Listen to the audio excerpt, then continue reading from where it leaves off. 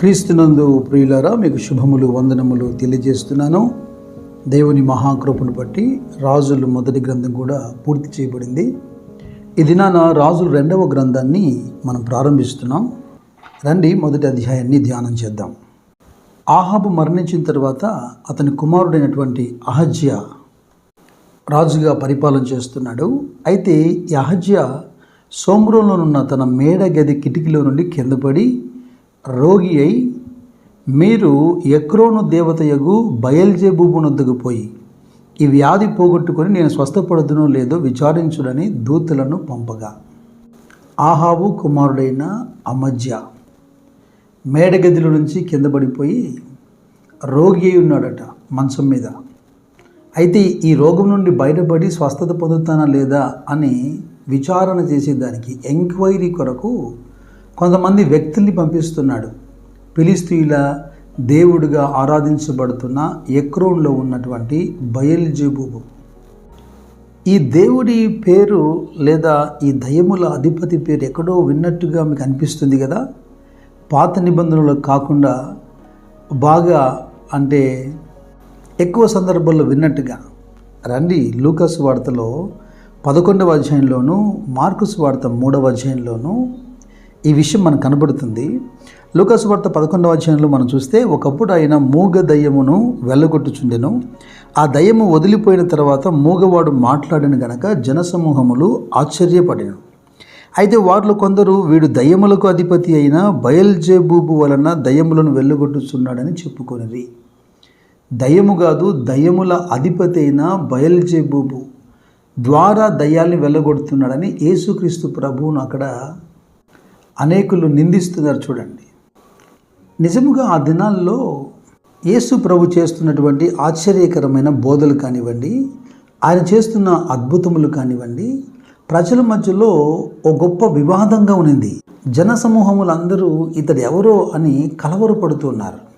ఇక్కడున్న మనుషులు కొందరు దయ్యములు పట్టినవాడు అని బయల్జెబూబును ద్వారా అద్భుతాలు చేస్తున్నాడని కొందరు అనుకుంటున్నారే, అలాగే అనేకులు అనేక రకాలుగా అనుకునేవారు. యేసుక్రీస్తు ప్రభు ఇది గమనించి తన శిష్యులతో ఒక మాట అడిగాడు. మత్తయి సువార్తలో 16వ అధ్యాయంలో 13 నుండి 16 వచనాలు మనం చూస్తే, యేసు ఫిలిప్పీదైన కైసరయ ప్రాంతములకు వచ్చి మనుష్య కుమారుడు ఎవడని జనులు చెప్పుకొనుచున్నారని తన శిష్యులను అడగగా, వారు కొందరు బాప్తిసమిచ్చు యోహాననియు, కొందరు ఏలియానియు, కొందరు ఇర్మియానియు లేక ప్రవక్తలలో ఒకడని చెప్పుకొనుచున్నారనిది. అద్భుతములు ఆయనలో క్రియారూపం దాలుస్తున్నాయి కనుక చనిపోయిన ప్రవక్తల్లో ఎవడైనా ఒకడు తిరిగి జన్మించాడన్న ఒక అపోహ కూడా ప్రజల్లో లేకపోలేదు. మరికొందరైతే ఎక్కువగా బాప్తిసమిచ్చే యోహానే నమ్మారు, కొందరైతే ఖచ్చితంగా ఏలియా అనుకున్నారు. అయితే ప్రభు అంతటితో ఆగలేదు సుమా. అందుకైన మీరైతే నేను ఎవడని చెప్పుకొనుచున్నారని వారిని అడిగాను. అందుకు సీమోను పేతురు, నువ్వు సజీవుడు ఒక దేవుని కుమారుడవైన క్రీస్తు అని చెప్పాను. అందుకు యేసు, సీమోను బర్యోనా, నీవు ధన్యుడవు, పరలోకమందున నా తండ్రి ఈ సంగతి నీకు బయలుపరిచితేనే కానీ నరులు నీకు బయలుపరచలేదు.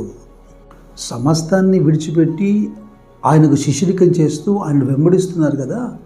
అయితే వారి అంతరంగం కూడా, అంటే వారి అంతరంగంలో ఏమనుకుంటున్నారో అని క్రీస్తు అడిగినప్పుడు పేతురు అంటున్నాడు, నీవు దేవుని కుమారుడవైన క్రీస్తు. అయితే వాక్యం ఏంటంటే, నా ప్రియ సహోదరి సహోదరులారా, నేను మిమ్మల్ని ఒక ప్రశ్న అడుగుతున్నాను. బైబిల్లో ఈ విధముగా ఆ విధముగా అనేకులు వారి అభిప్రాయాన్ని తెలియజేశారు కదా, మీరేమనుకుంటున్నారు? ఒకవేళ పేతురు ఒప్పుకున్నట్టుగా దేవుని కుమారుడైన క్రీస్తు అని మీరు ఒప్పుకున్నట్లయితే క్రీస్తుని మీరు అంగీకరించి ఉన్నారా? ఒకవేళ క్రీస్తుని మీరు అంగీకరించిన వారైతే అంగీకరించిన విధముగా మీరు జీవిస్తున్నారా? ఇలాగన మనం ఆలోచన చేయక తప్పదు. ఎందుకంటే రాజుల మొదటి గ్రంథంలో ఈ ఆహాబు కుమారుడైన అహజ్యా ప్రవర్తించిన తీరు మనం చూస్తున్నప్పుడు దేవుడు ప్రవక్త అయిన ఏలియాను దర్శించాడు. ఇజ్రాయేలీలలో దేవుడు లేడనుకొని ఎక్రోను దేవత అయినటువంటి బయల్జెబూబునొద్ద నువ్వు విచారించబోచున్నావా? అయితే అతను పంపిన దూతలు నువ్వు ఎదుర్కొని ఇలాగ నువ్వు ప్రవర్తిస్తున్నావు కదా, కనుక ఏ మంచం మీద నువ్వు రోగి అయి ఉన్నావో ఆ మంచం దిగకుండా నువ్వు మంచం పైన మరణిస్తావని ఏలియా రాజు పంపిన దూతల్ని ఎదుర్కొని చెప్పాడు. కనుక వీరు ఎక్రోను వరకు వెళ్లకుండా వెంటనే వెనుదిరిగి వస్తే రాజు అడుగుతున్నాడు, ఎందుకని మీరు ఇంత త్వరగా వెనుదిరిగి వచ్చారు అంటే, ఒక మనుష్యుడు మాకు ఎదురయ్యాడు, ఇదిగో ఆ మనుష్యుడు కంబలు ధరించుకొని ఇలాగున్నాడు అంటే రాజు గుర్తుపట్టాడు అతను ఏలియా అని. అతను ఏం చెప్పాడు, ఇజ్రాయెల్ మధ్యలో దేవుడున్నాడన్న సంగతి నువ్వు మర్చిపోయి నువ్వు ఎక్రోను దేవత అయినటువంటి బయల్జెబూబు దగ్గరికి నువ్వు విచారణ పంపిస్తున్నావు కనుక అతను చెప్పిన ప్రకటన ఏంటంటే, నిశ్చయముగా ఆ మంచం మీద నిన్ను మరణిస్తావని. ఇర్మియా ప్రవక్త ద్వారా దేవుడు మాట్లాడుతున్న మాట 2వ అధ్యాయంలో 13వ వచనంలో, నా జనులు 2 నేరములు చేసి ఉన్నారు, జీవజలముల ఊటైన నన్ను విడిచి ఉన్నారు, తమ కొరకు తొట్లను అనగా బద్దలై నీళ్లు నిలవన తొట్లను తొలిపించుకొని ఉన్నారు. జీవము గల దేవుణ్ణి మరిచిపోవడం ఒక తప్పైతే, మరొక దేవుణ్ణి ఆశ్రయించడం రెండవ తప్పు. మనకు స్వతహాగా అనుభవం లేకున్నా అనుభవం ఉన్న వాళ్ళు చెప్పిన మాట మనం వినాలి కదా. కీర్తనకారుడు ఏమన్నా 121 అధ్యాయంలో, కొండల తట్టు నేను కళ్ళెత్తున్నాను, నాకు ఎక్కడి నుంచి అయినా సహాయం వస్తుందా, యెహోవా ద్వారా మాత్రమే సహాయం కలుగుతుందని చెప్పాడు కదా. కీర్తన 36వ అధ్యాయంలో 9వ వచనంలో దావీదు అంటాడు, నీ యొద్ద జీవపు ఊట గలదు, నీ వెలుగును పొందియే మేము వెలుగు చూచుచున్నాము అని. యోహాను సువార్త 4వ అధ్యాయంలో కూడా యాకోబు బావి దగ్గర కూర్చున్నటువంటి యేసుక్రీస్తు ప్రభు ఆ బావి నీళ్లు చేదుకోవడానికి వచ్చినటువంటి సమరయ స్త్రీతో చెప్పిన మాట ఏంటి, ఈ నీళ్లు తాగు ప్రతివాడు మరలా దప్పికొంటాడు, నేనిచ్చు నీళ్లు త్రాగువాడు ఎప్పుడూ దప్పికొనడు, నేను వానికిచ్చే నీళ్లు నిత్య జీవముకై వానిలో ఊరెడి నీటి బుగ్గగా ఉండేనని ఆమెతో చెప్పాడు కదా. ప్రవక్త అయిన యెషయా పలుకుతున్న మాటలు కూడా మీరు వినండి. 31వ అధ్యాయంలో, ఇజ్రాయేలు పరిశుద్ధ దేవుని లక్ష్యపెట్టకయు యెహోవా యొద్ద విచారింపకయు సహాయము నిమిత్తము ఐగుప్తునకు వెళ్ళుచు గుర్రములను ఆధారం చేసుకొని వారి రథములు విస్తారములనియు రౌతులు బలాఢ్యులనియు వారిని ఆశ్రయించు వారికి శ్రమ. ఆయనను మరో మాట ఏమంటాడంటే, మీరు నమ్ముకుంటున్నటువంటి ఐగుప్తీయులు మనుష్యులే కానీ దేవుడు కారు, ఐగుప్తుల గుర్రములు మాంసమయములే కానీ ఆత్మలు కావు కదా. దేవుడు సహాయం చేయకపోతేనట, సహాయం చేయబోనుకున్నవాడు సహాయం పొందేవాడు ఇద్దరు కూడి పడతారట.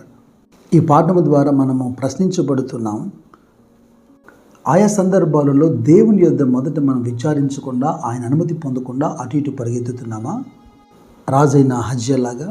ఇక రెండవ మాట ఏంటంటే, కొందరేమో ఆయనను బయల్జెబూబుని విమర్శించారు, మరికొందరు ఆయనను బాప్తీసమిచ్చే యోహానని ఏలియా అని ఏదో ప్రవక్తల్లో ఒకడు అని అనుకున్నారు. శిష్యులు లేదా స్పష్టంగా ఆ పేతురు క్రీస్తుని ఒప్పుకున్నారు.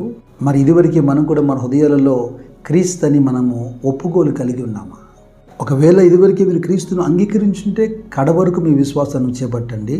క్రీస్తును అంగీకరించకపోతే నిత్యజీవపు మాటలు గలవాడు ఆయనేనని, దేవుని కుమారుడని, నిత్యజీవం ఇచ్చువాడని ఇప్పుడే క్రీస్తుని మీరు అంగీకరించండి. కృపా సత్యములు ఆయన మీకు సమృద్ధిగా బయలుపరచును గాక. God bless you.